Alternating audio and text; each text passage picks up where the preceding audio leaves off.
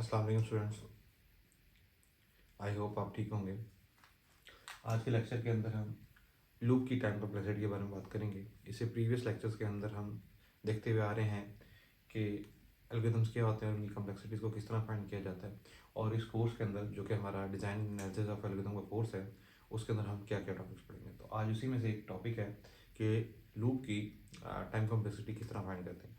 तो आज हमारे सामने एक सिंगल लूप है और इस लूप की हम टाइम कॉम्प्लेक्सिटी फाइंड करने की कोशिश करेंगे। अब इसको फाइंड करने के लिए हमें दो चीज़ों का पता होना चाहिए, एक तो नंबर ऑफ ऑपरेशंस और एक नंबर ऑफ फ्रिक्वेंसी। ऑपरेशन का मतलब ये है कि हमने हर लाइन में देखना होगा कि उस लाइन के अंदर कितने ऑपरेशंस परफॉर्म हो रहे हैं, और फ्रीक्वेंसी का मतलब ये है कि ये लाइन कितनी दफ़ा रिपीट हो रही होगी। हमें पता है लूप जो है वो रिपीटेशन का काम करते हैं, तो इसके अंदर हमारे पास फ्रीक्वेंसी जो है बेसिकली वो बता रही होगी कि ये लाइन कितनी दफ़ा चल रही होगी। तो इसको फाइंड करते हैं। सबसे पहले हम देखते हैं कि हमारे पास ऑपरेशन कितने हैं। अगर हम इस लाइन की बात करते हैं तो इसमें अगर हम देखें तो एक ऑपरेशन के अंदर हम आई के अंदर 1 इनिशलाइज करवा रहे हैं, फिर एक कंडीशन को चेक कर रहे हैं, और इसके बाद फिर हम उसको इंक्रीमेंट कर रहे हैं। तो कहने का मतलब ये है कि हमारे पास जो पहली दफ़ा जब ये लूप चलेगा तो पहली दफ़ा इसके अंदर 3 ऑपरेशन होंगे, 3 ऑपरेशन होंगे, ठीक है।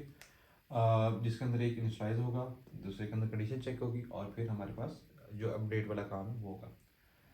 अच्छा, उसके बाद अगर हम देखें तो जब पहली दफ़ा चल गया कंडीशन ट्रू होगी, उसके बाद लूप अंदर आएगा, उसके बाद अंदर वाली लाइन को चलाएगा, जो भी स्टेटमेंट होगी, उसके बाद दोबारा से कंडीशन चेक होगी और फिर अपने आप को वो अपडेट करेगा। तो इन शॉर्ट जो फर्स्ट के बाद जो काम होगा फर्दर, उसके अंदर नंबर ऑफ ऑपरेशन 2 होंगे। और हमें ये भी पता है कि लास्ट जो इंस्ट्रक्शन होगी लूप की, उसके अंदर सिर्फ कंडीशन चेक होगी, और उस पर कंडीशन जब फॉल्स हो जाएगी तो वो इंक्रीमेंट या डिक्रीमेंट नहीं कर रहा होगा, अपडेट नहीं कर रहा होगा, तो वो वहाँ से बाहर आ जाएगा। तो यानी इसका मतलब है लास्ट टाइम इसके अंदर जो ऑपरेशन होंगे वो सिंगल होंगे।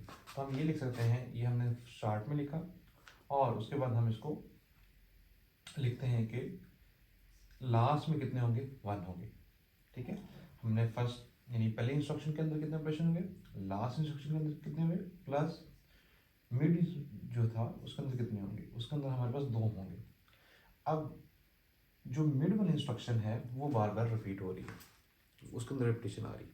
अगर आप इस लूप को गौर से देखें तो हमें पता है कि कंडीशन है I is less than equal to n. इसका मतलब है इस कंडीशन ने कहाँ पे फॉल्स होना है, जब वो n+1 पे जाएगी तो वो लूप जो है वो ब्रेक हो जाएगा, यानी 1 से लेके n तक तो वो ट्रू रहेगा, लेकिन n+1 पे जाके फॉल्स होगा। तो इस लूप ने बेसिकली 1 2 एंड सो ऑन चलता जा रहा है टिल n+1 के लिए। अच्छा, अब हमें पता लग गया जब पहली दफ़ा ऑपरेशन हुए तो उसमें से एक आइटरेशन निकल जाएगी।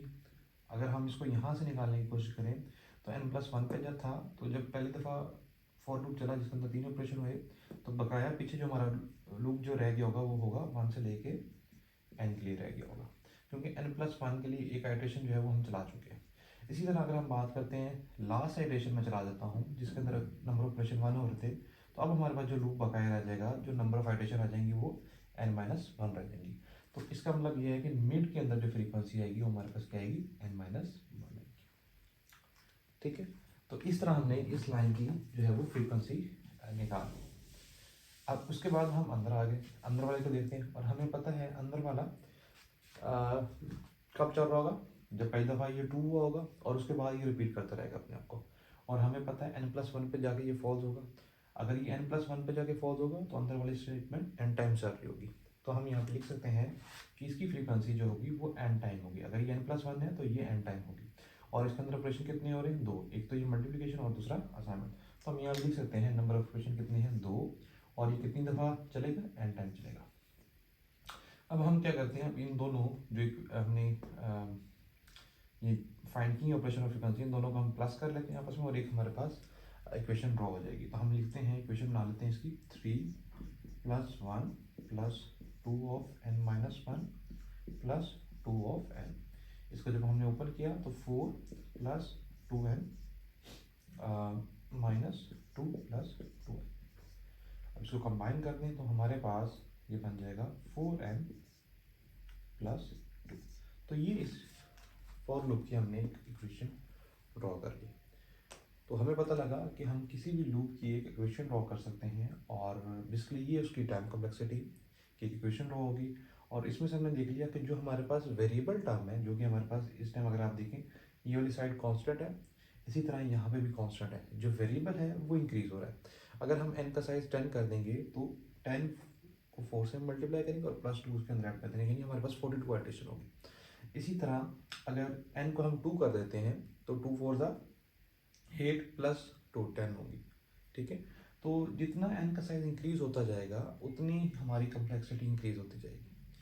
तो इस फॉर लूप की हमने एक इक्वेशन ड्रॉ कर ली जो कि हमारे पास 4n + 2 है।